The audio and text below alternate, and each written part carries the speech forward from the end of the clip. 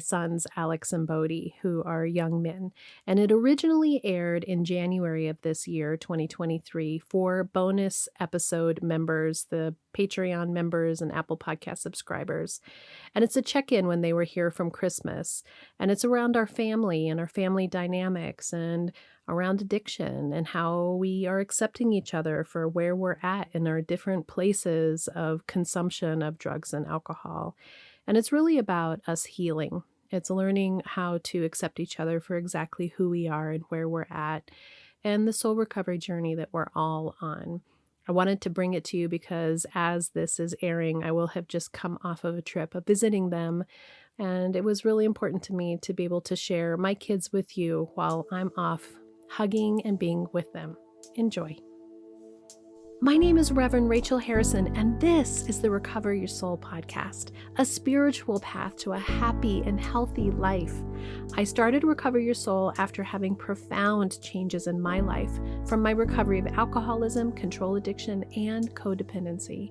I was guided to share the tools and principles of spirituality and soul recovery to help others transform their lives as mine was transformed. For us to overcome external circumstances, we must first turn the attention to ourselves, focusing on inner change. Positive results in our lives will follow. Welcome to Recover Your Soul. This is Reverend Rachel Harrison joining you here at the beginning of the year 2023 for season 4. I'm so excited for everything that's going to come this season. And I'm just going to kick it off with a bang because I'm sitting here with my 2 beautiful adult sons. Alex, say hi, Alex. What up, everybody? Who is 26, and my other son, Bodhi. Hey, hi, how you doing? Who is going to be 24 here in a couple of weeks. So go ahead and say 26 and 24. We'll just do it. I'm down. So you boys have been here for Christmas and arrived last week, and then that big, huge storm came in that has wreaked havoc on Southwest Airlines, and now you are here.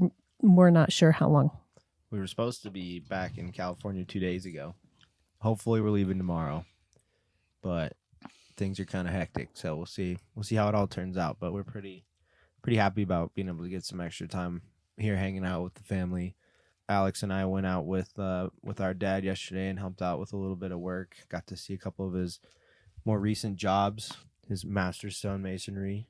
Spent some quality time ripping out some frozen pavers from a fellow church member's backyard for one of his projects. So that was really nice to be able to do that. And now today we're able to sit down and chat together and do a little conversation, check in with everybody, and then we're going to go paint a surfboard. We've done a lot of crafts this vacation, which has been really fun. We have, including me and Dad making a Black Widow out of steel. Oh yeah, that Alex worked for Rich for a couple years and also was a welding person at some job way out in the boonies. And they always make something for my mom, for Linda. And this year they made this incredible, pretty crazy Black Widow. That was really fun. It scared her at first. It did kind of scare her first. She was like, ah! It took her probably 20 seconds to warm up to it. I think we made it a little too realistic, but it was pretty crazy. But it's been a really fun trip, and I really wanted to bring them on because they are such an important part of my soul recovery story, and you know of them. If you've been listening to the podcast at all, you've heard their episodes on their own. So while they're here, I just wanted them to check in and let you know how they're doing and what's happening in the Harrison household. And also, you know, we're having a really successful trip, and so much of that is because of my soul recovery and because of Rich's soul recovery and because of our work on just accepting each other as they are and allowing these men to be exactly where they are in their lives, where they're at. And, you know, Rich and I have been sober. I've quit claiming my husband's sobriety since we all know that his is new and fresh again. But I have been sober. We're coming up on 5 years in February. And it can be easy when you get sober that you want everybody else around you to get on the train. you have to be cautious about what that looks like. And I work with many of you, and a lot of you have communicated with me that my interactions with my kids is helpful for you to, with your interactions with your kids. So I wanted to just talk a little bit about what is working on this trip and why it's going so well. So I don't know, Bod, why didn't you start? Why is it working for you? How are you feeling supported? Well, I feel like the main simple answer to that is just acceptance. Like, we've been accepting each other for what we want to do and where we're at. We've been Alex and I have been able to live as we please and utilize whatever substances we please in our private spaces around the home. It's been smooth with everybody, just allowing everybody to be as they are and be where they are. Nobody's nitpicking at each other, asking each other to change this, be this way, do that, not do this. We're all just kind of meeting each other where we're at and doing things together, getting creative together, not putting any expectations or pressure on each other on any of the days. We're just very laid back, letting each other do our things together. And I think that's what's been working, because in the past, there can be a lot of coaching. Mm-hmm. is a nice way to put it, of, hey, I think you should be doing this, and hey, when you come to this, please don't do this or do this or whatever. And that can sometimes make things a little uncomfortable. And for certain people, it's like, hey, well, this is what I want to do, this is where I want to be, and like, you wanting that to be different for you to be okay makes me a little bit uncomfortable. And so for you to be comfortable, I got to be uncomfortable. But we're all been doing our work. You've been doing your soul recovery. Dad's been doing his soul recovery. And you're able to just allow us to be as we are, instead of trying to get other people to meet you where you're at, you know? I appreciate that. What about for you, Alex? How are you feeling? I feel pretty good. And I agree with my brother about the acceptance thing. I think that was a big part of it for us. Just us all wanting each other to be different all the time and expressing that in the wrong ways, rather than coming together and just being and just loving each other for who we are and supporting each other through all the, all our quirks and stuff. And I think we're finally learning how to really do that and be happy with each other and be present, but also understand everybody's, I wouldn't say weaknesses, but there's definitely things that nobody's perfect, but we all learn to love each other anyways. And I think our family is really starting to feel that. I've said, like, a badge of honor in the past, and it's what I have been working so hard on, is I'm only as happy as my least happy child. And so for a lot of years, that really meant that I was choosing to be unhappy, because being a kid is hard and life is hard and it's a struggle. And I gave my emotions away. I gave my power away by not feeling like I could be okay if either one of you weren't okay. And there was many years where either one of you weren't okay. And it's been really powerful for me to watch us as we're growing as a family to change our dynamics, where I'm not constantly afraid of what Dad says. And so I'm mitigating what that relationship is. And he's saying stuff that I don't like or judging. And then it just becomes this huge, we're four of us, so it's not a triangle, but this huge square of just unhappy, unhealthy feelings. And Rich and I decided before you guys came just to let you be where you're at. And last January, I think in January, February, Alex, you did an episode about how you had quit drinking in January and had started working out and had some real changes in your mental health. And Bodhi came in June and did an episode, and he had just recently had a breakup and was really struggling. So why don't we just do a little catch up of where you're at since your episode, and then we can kind of come back around to how we've related to each other on this trip. Why don't you start, Alex? How have you been since that episode? And since a lot of people that listen to this have people who are dealing with addiction, and soul recovery has a lot to do with what are we going to do to take care of ourselves and be our best selves. Speak openly about what's going on with you as a young man. Well, pretty much last time we spoke, I quit drinking. I quit smoking cigarettes. My marijuana use was at a pretty much a minimum. It was mainly for sleeping. And I was going to the gym regularly, like 6 days a week. And I was eating very, very healthy. And all of that was very beneficial health-wise, obviously, but also helped me get my mind clear. And it got me a promotion at work. And some other things in my personal life that just really fell into place. And I couldn't be more happy about that.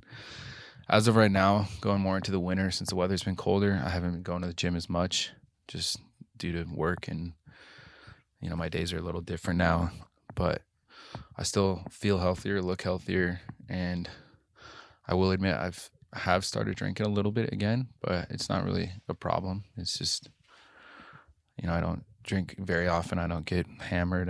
None of that. So it's just more of a social thing. Yeah, I like my beers, but I only drink like one kind of beer. I don't really drink hard liquor that much, so just kind of a beer guy, beer or 2 or 3 after work, depending. I don't drink every day, so it's pretty minimal. But I did start smoking cigarettes again, just because with the good, there's always bad with the good. With all the great stuff that's been happening in my life, I've also, I get stressed out here and there, and so I have fallen back into my smoking habit. But I'm planning on quitting smoking marijuana and cigarettes and trying to go back on a cleanse. Probably, I don't know yet, but I want to push for the beginning of the year, do it in January again, because that's what I did last year and did a sober January, and it was an amazing feeling. So, but that's where I'm at, and everything that I did last time and all the steps that I took to better myself have paid off, and now I couldn't be happier. I'm basically working my dream job, doing graphic design at the Flow Life, and it's pretty amazing, and I'm pretty happy. As a spiritual coach, I can support you on your path to make deep and real changes that will bring you a life of peace, happiness, connection, and abundance. Visit the website recoveryoursoul.net to book coaching sessions, read the blog, listen to some of my original music, and subscribe to receive email updates. I think of Recover Your Soul as a community. Follow us on social media, join the private Facebook group, and even our monthly soul recovery support group on Zoom to support each other and connect. For an extra episode each week, become a Patreon member or subscribe on Apple Podcasts. If these episodes are helping you in any way and you want to donate, you want to really figure out how can I support this community and recover your soul, please look at the show notes below. There is a link to be able to donate monthly, $3, $5, $8, or $10. This cost of a fancy cup of coffee would really help support this community and recover your soul. Together, we can do the work that will recover your soul.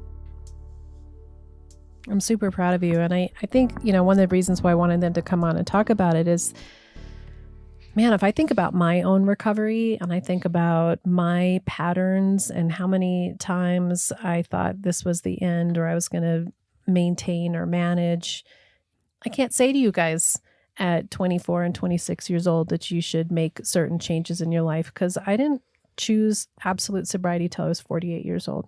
And my biggest regret is I raised my sons in an alcoholic home. And that's hard for me, because there was a lot of years that could have been better in our family had I made different choices. And Dad has this whole thing where he feels like if he had made different choices in his early 20s, he would have had a whole other life. But I just watch you, Alex, in particular, for you in this situation, and the change that happened last January by you cleaning up just enough to really start to love yourself. I think I remember in that episode you saying that you could feel yourself and love yourself really for some of the first time as an adult, and you were healing from coming back from a lot of years of trauma here in Colorado with us. And it really did allow you to progress into a new phase of life, which I'm just so proud of watching you. So I can't say anything about the choices, but I'm glad it's not for both of you. I feel like I'm not worried that this is like your forever life, and I don't feel like you're unmanageable. But Let's do a little check-in with Bodhi. Since you were back here in June, Bodhi, how are you feeling and how is your journey? Well, definitely a lot less emotionally raw. I remember back when I was here, I was in a pretty tender space.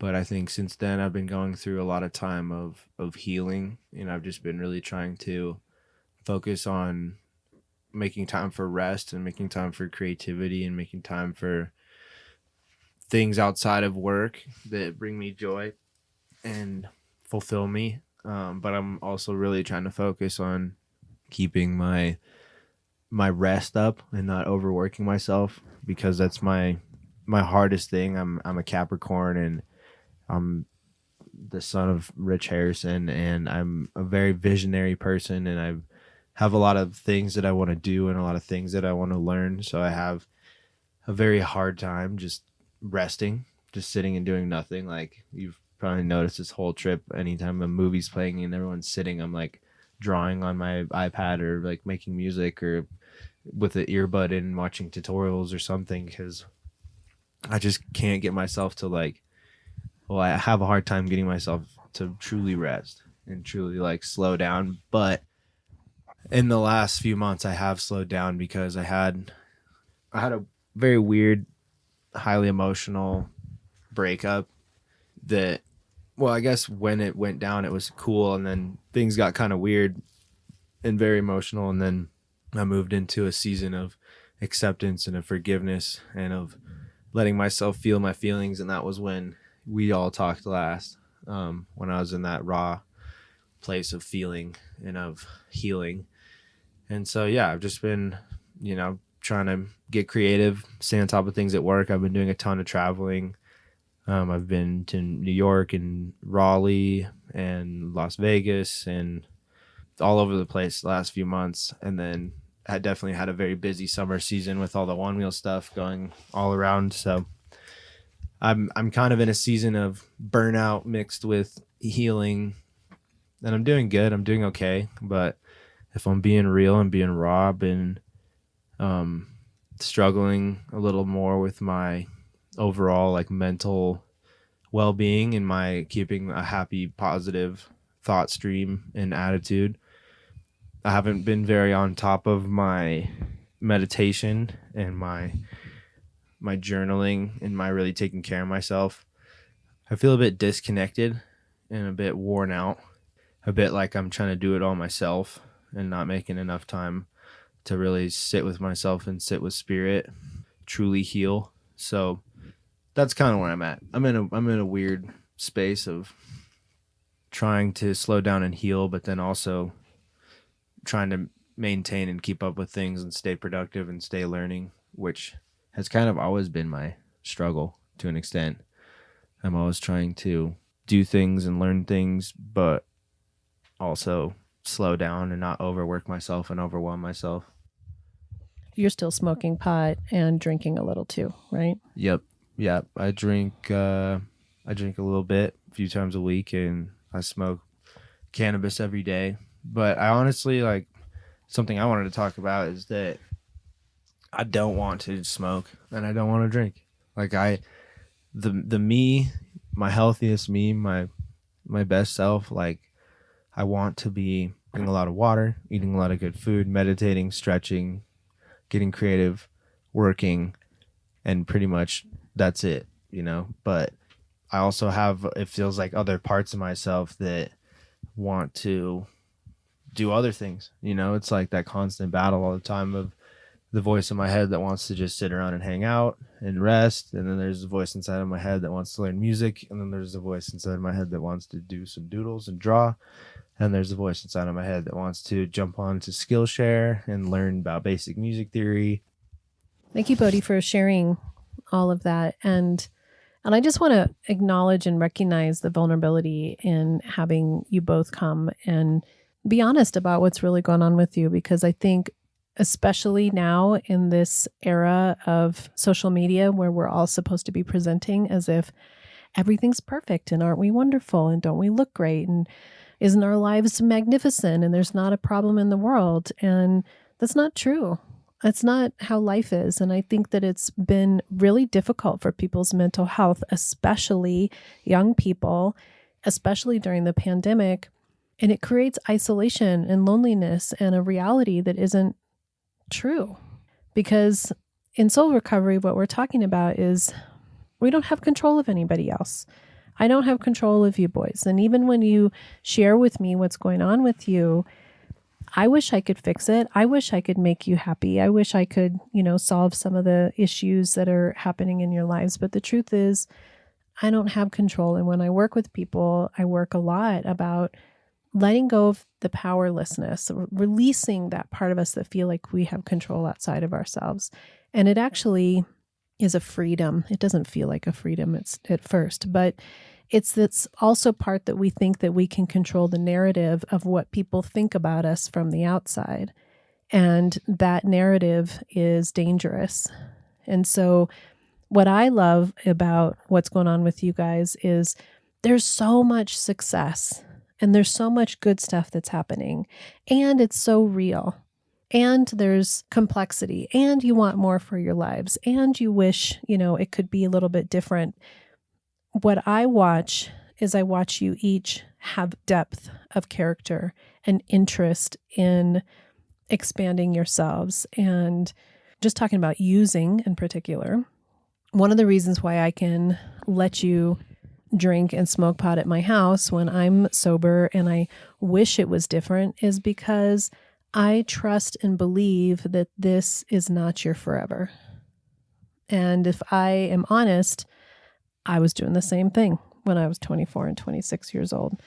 I didn't when I was pregnant with either one of you. I was totally sober when I was pregnant. But Thanks. as soon as I could, as soon as I could start drinking again, I totally did, because that's what felt good to me at that point.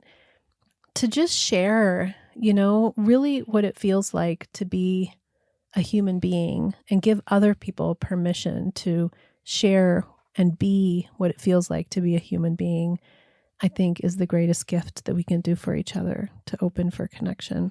Mm-hmm. Definitely. I think authenticity is important for sure. It's kind of hard to be raw and be real with people and feel like you can still maintain respect, which is something that I worry about. I worry sometimes when I have certain real conversations with people around me, especially people that I work with or do business with. I'm afraid to expose certain vulnerabilities of myself and then lose the respect of my peers, And I don't know, I think unfortunately there is a certain level of that, at least in my experience. I think right now, a lot of the people around me know that I'm in a pretty anxious place and I'm in a pretty not super calm and connected space right now. And that is kind of good to know, but then it's also kind of sucks to know, because something that I've discovered about myself is that I really want the respect of my peers and my friends and my family. I want the respect of the people around me, but I struggle with feeling like I deserve that respect, or feeling like I've been living and acting in a way that does deserve that respect. And so I think something that has been causing a lot of my mental disdain lately is I want to be respected, but I don't feel like I deserve the respect that I want right now.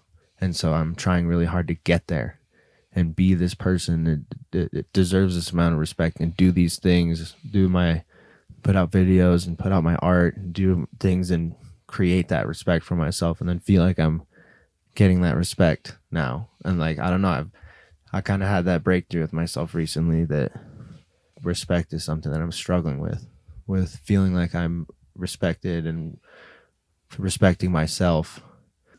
I think that totally makes sense, though. This is what the 20s and 30s are all about. I was going to say that's very relatable. Yeah. Is it? Pretty much everything you just said. It's how you feel too. Hashtag relatable. Yeah. I mean, this is what 20s and 30s is all about, is about figuring out who you are. I remember just recently I said to my mom, I'm going to talk more about some processing that I did in a workshop, but I was talking to my mom about looking back at the photo albums when she had me, and she had me at 23, right? So she was super young.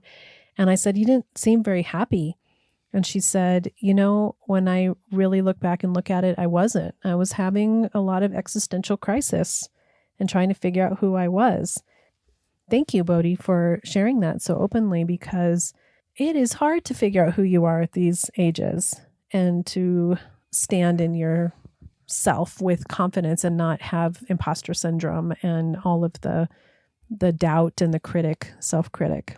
What were you going to say about that, Alex? I just thought it was interesting and kind of funny that you brought up the existential crisis thing, because that's kind of something that I struggle with almost day to day more than anything else. It's just that kind of thing. Like, what is the point? What are we here for? What is all this for? And that just never seems to leave my mind. And on top of that, if I'm being honest, lately, I've just had this weird, like, sense of impending doom kind of thing. Just this looming, I don't even know how to explain it, but it kind of goes hand in hand with the, like, what is all this for? Well, the world is pretty heavy right now. I see so many things, and it's weird. It's like, what do you do? Like, there's nothing you can do about it. So I want to keep up, but at the same time, seeing it is just, it's too much. There's too much going on right now. There's so much stuff in the world that we're not even hearing about. It's a lot.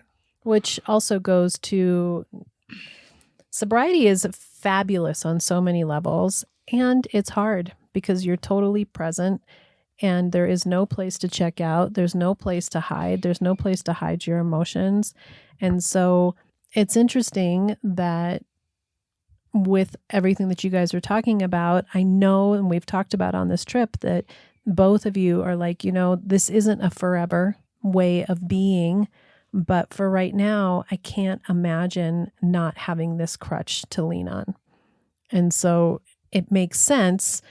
And so that's that part of me that, as a parent, as a soul recovery student of finding my own way, I have to trust and believe that this is your own journey to have, to experience. And I can't remember which one of you said it to me the other day, but that just having me in recovery as deep as I am and Dad doing so much better gives you a ray of like, oh, this is what it will be for me later in life, even if it's not something you're jumping on the bandwagon for right this second. Which one of you said that? That was me. And yeah, that's true. I was talking about how sometimes you want to almost not be glad that there's so much recovery and sobriety in our life and just be like, oh, whatever, be, you know, another person that just drinks and does whatever, follows our desires. But ultimately, I'm really thankful that there is so much presence of sobriety and recovery in our household, because it shines that light of awareness in us on ourselves. Even for me, it changes how I, you know, view my usage and where I stand in it, and just kind of having that stuff around has definitely helped me. And I've gone through seasons of sobriety on my own in certain times where I wanted to heal or I wanted to learn. But yeah, I mean, ultimately, I think I've been pulled to sobriety so much, and I am always torn between being sober and not being sober, because I know that I've seen sober friends, I've done seasons of sobriety, I've seen how much energy you get from it, how much clarity you get from it, how much easier it is to be connected with spirit and connected with the people around you. And that's ultimately what I really, really want for myself. But I'm struggling with mostly proximity, because in my industry, in my environment, and my friend group, and my state, pretty much everywhere I go, there's cannabis and people using cannabis and offering it to me for free left and right. And so it's really hard. And also beer and alcohol is everywhere for everyone. And proximity is something that I think we all struggle with, especially those of us that want to be, you know, artistic or musical and do that in a community aspect, getting out with people, going to parties and festivals and events and stuff. It's all everywhere. Yeah, by being a young person. And being young. What were you going to say, Alex? Well, I totally agree with that. I was going to say that I think one of the hardest parts of sobriety is the social aspect of it. Mm-hmm. I mean, it's so beneficial for you, and it does so many good things for you. But wow, your friend group and you definitely find out who your real friends are and who your party friends are. Well, my hope that you get from me is some soul recovery tools, regardless of where you are in your, your addiction issues, because you can quit drinking or you can quit using. And unless you dig in and do the spiritual and the inner healing work, you haven't created a solution, an additional solution. Right. And so for me, what I love about the landscape now in recovery is I think it's really changed from a very black and white. For me, I never want to drink again. I don't want to drink again because I know I'm powerless over alcohol, and that I may tell myself that I can just have one beer, and I might just be able to have one beer for a while, but I know that it will eventually slip into what it ended up being for me. And for me, that's not worth it. But I'm also 53 years old, almost 53. And so, I get where you guys are at. And I think the landscape has really changed now to not be so black and white, where you have to be flat sober to be in recovery. You can do whatever your journey is, but the internal spiritual work is really where the healing comes, so that you will wake up one day and say, this doesn't serve me anymore. This isn't beneficial to me anymore, regardless of what my friend group is. But if you aren't healing on the inside, you just want to check out. Mm-hmm. And so on this trip, I think one of the things that happened for Alex was there's a lot of pain that comes from being back in this environment, and from our family and Bodhi as well. But Alex in particular has a lot more big T trauma, related. And you worked a bunch of stuff out on this trip and really allowed yourself to feel some feelings and move forward in such a profound way. I just feel like it helped clear us a path to be happier together during this time. But my hope is that you're going to take that healing home with you, and it will stick in how you feel about yourself. I definitely will. And I definitely feel like a weight's been taken from off my shoulders or inside of me or whatever it is. But I definitely feel lighter. It was just emotion that I was just holding down inside, because being in California, being far away, not seeing you guys, it's not like on the day-to-day, my mind's completely focused on other things. And that's why it's so easy to just repress those feelings. And like you said, there's definitely emotions and feelings from back in the day, and then there's stuff that's new from the fire. And I don't know if your listeners know, but I lost a bunch of my own things when my grandmother's house burned to the ground, because I was keeping it there when I moved out to California, left some of my sentimental and valuable possessions there, and I lost all of that. And I definitely repressed those feelings for a while being out in California. So coming back here definitely brought up a lot for me. But like you said, it was good. And it hurts, feeling your feelings and going through it like that, taking it head on, it hurts, but it's the best thing in the long run, because you get to feel those feelings and then it passes, and then you feel lighter rather than just carrying it all around with you. I definitely am going to go back to California feeling better, and I want to continue to do more work like this. Just try to, come through it and come out the other side. Yeah, I appreciate they let me lead them through a child healing experience meditation that I was really grateful for them letting me do a little Rev Rachel on my kids. and both of you said, that it was helpful and powerful, and yet it's hard to allow yourself to let that pass through you. But I believe that when you let it pass through you, it actually releases so much that's been shoved down and lets you not be afraid of what's in there. You know what they say, there's nothing like a good cry. That is the truth. Dad and I were just listening to Power Now the other day, and Eckhart talks about the way to release these things is to give it find your presence, give it your awareness and your attention and acceptance. Yeah, pushing them away does not make them go away. It just makes them. You have to find them, face them, accept them, feel them. Awareness is so key. So what maybe you're going to be here one more day, maybe you're going to be here a couple more days, but us learning how to just be where each other is at and just to love each other and see each other and accept each other instead of feeling like anybody is a project. One of the things that I've loved about this trip is sometimes when you guys come around, Dad and I get further apart from each other because we're each go back into our own roles, and it hasn't felt like that at all on this trip. Nice. And I really felt like you both have been able to be the men that you have become and that you are, and that I'm so proud of and that I love so much. There's no silver bullet that we can find that all of a sudden says, oh, good, there's no problems from here on out. That's not, as Alex was saying earlier, the point of life. The point is, if we do this work, if we have introspection, if we have awareness, we have more tools to just be present with whatever is and not freak out and be miserable in it. And I see that happening for both of you. I see you both gathering those tools. Yeah, because it's all about how you handle things and about how you react to things. Respond is better than a reaction. How you respond to things. There's no doubt that things are going to be tough and they're going to be hard.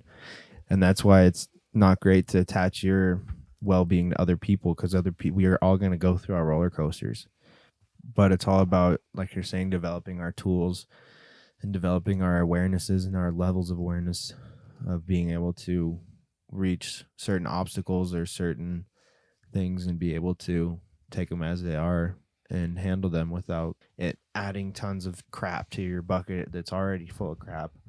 Or thinking that you have control where you have no control. Or thinking you have control and you can move this, change that, and get this person to do this, and it'll fix this and make this better and try to be an orchestrator. It's just not going to happen. It's all about the acceptance, non-resistance, non-violence, and finding them tools. Love. What do you think, Alex? What's your close? Those are all pretty money statements. I mean, basically, I agree that acceptance and awareness is big key players in living a happy life, and basically just realizing truly that you cannot control anybody except yourself. Mm-hmm. And the quicker you realize that, the happier you're going to be. Thank you so much, both of you, for sharing yourselves with the soul recovery community and continuing to let me talk about you, even though I don't know if I actually ever asked you permission in the beginning. I may have. No, you did. I did? Okay, yeah, good. You were like, hey, are you okay did not. No, Just kidding. Yes, me.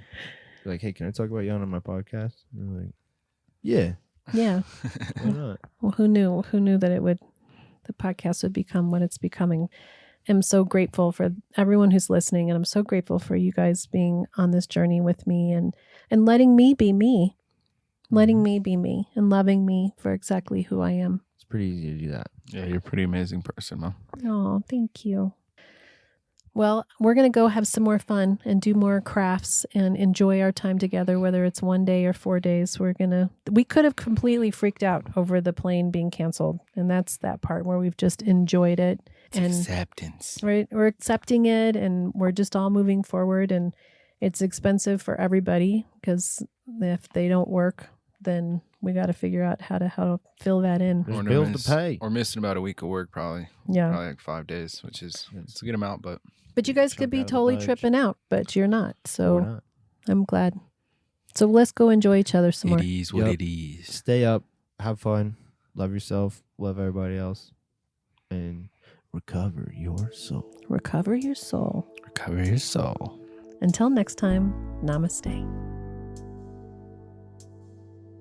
Are you wondering, how do I go deeper on my soul recovery journey? Or how do I support this great podcast? Well, here's your call to action.